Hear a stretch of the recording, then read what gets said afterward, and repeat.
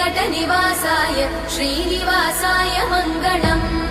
लक्ष्मी सविभ्रमालोकसुभ्रूविभ्रमचक्षुषे चक्षुषे सर्वलोकानां वेङ्कटेशाय मङ्गलम्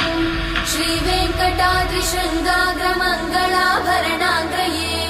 मङ्गलानां निवासाय श्रीनिवासाय मङ्गलम् सर्वावयव सौन्दर्य सम्पदा सर्वचेतसां सदा सम्मोहनायास्तु वेङ्कटेशाय मङ्गलम्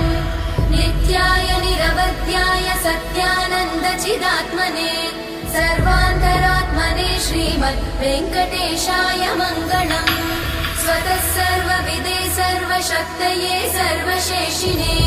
सुलभाय सुशीलाय वेङ्कटेशाय मङ्गलम्।